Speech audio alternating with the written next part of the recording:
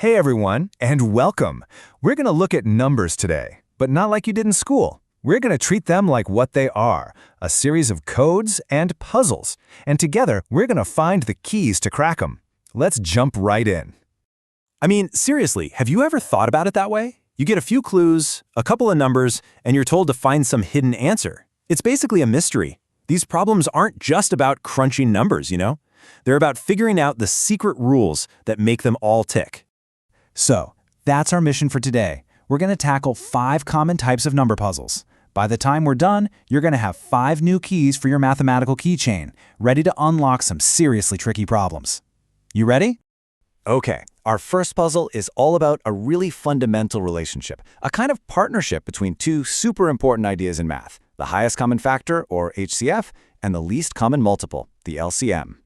So here are the clues for our first case. We've got 2 numbers, 306 and 657. We're also handed a key piece of evidence. Their highest common factor is 9.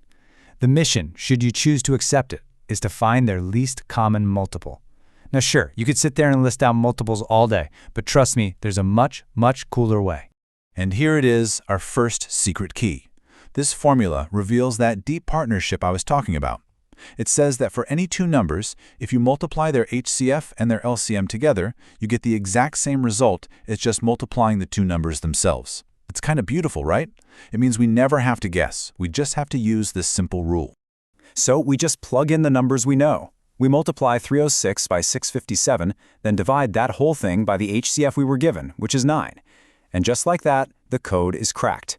22,338. See? Our first puzzle solved, not with brute force, but with one simple, elegant idea. All right, let's move on to puzzle number 2. This one's a classic word problem that I like to call the remainder riddle. Now, these can look a little scary at first, but once you see the hidden logic, they become incredibly simple. So here's the riddle. We need to find the biggest number we can that fits into 70 but leaves 5 behind, and also fits into 125 but leaves 8 behind. Now that word right there, largest, that's our big clue. It's basically screaming at us that we're looking for an HCF. But hang on, we can't just find the HCF of 70 and 125, we have to deal with those leftovers first. The secret to solving this riddle is so simple. Think about it. Those remainders, the 5 and the 8, are just extra fluff. They're what's left over. To find the number that divides in perfectly, we first have to get rid of that fluff. So we take 70, subtract the leftover 5, and we get 65. We do the same for 125, subtracting its leftover 8 to get 117. Now we can go on the hunt for the HCF of our new clean numbers, 65 and 117. And the largest number that divides perfectly into both 65 and 117 is 13. That's our answer, and you can check it. 13 goes into 70 5 times with 5 left over, and it goes into 125 9 times with 8 left over. It works perfectly. Riddle solved.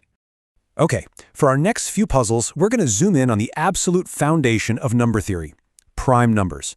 Seriously, understanding these guys is the ultimate key to unlocking some of the coolest patterns in all of math.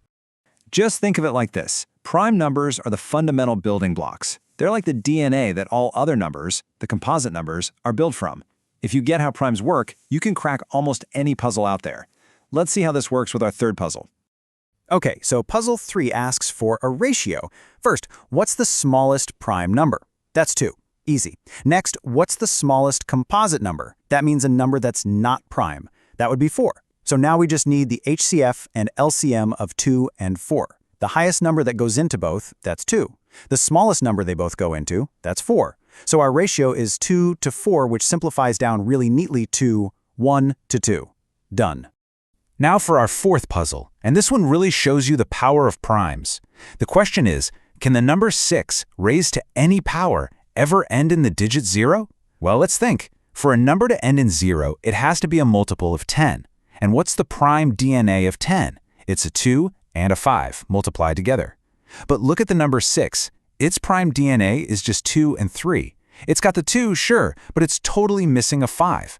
And no matter how many times you multiply 6 by itself, you will never, ever magically create a prime factor of 5. It's impossible. So the answer is nope, never. This all leads us to our final puzzle, and it is built on one of the most powerful and honestly beautiful laws in mathematics, the fundamental theorem of arithmetic. All it says is that every whole number has its own unique recipe of prime numbers. It's like a fingerprint. No two numbers share the exact same prime recipe. So let's use that theorem to find the unique recipe for the number 5005. Well, we can see right away it ends in 5, so let's start by dividing by the prime number 5. That leaves us with 1001. After a little poking around, you'll see that 1001 is divisible by 7, which leaves 143. And that, in turn, is divisible by 11, which leaves us with our final prime number, 13. And there it is. The unique prime DNA, the fingerprint, of 5005 is 5 times 7 times 11 times 13. So there you have it. We took 5 problems that might have seemed a little tough at first, but turned out to be just puzzles waiting for us to find the right key. And now you have those keys. Let's do a super quick recap of our 5 secret keys. We've got the partnership formula, connecting HCF and LCM. We cracked the remainder riddle by just subtracting the leftovers first. We found out the prime and composite ratio for the smallest numbers is just 1 to 2.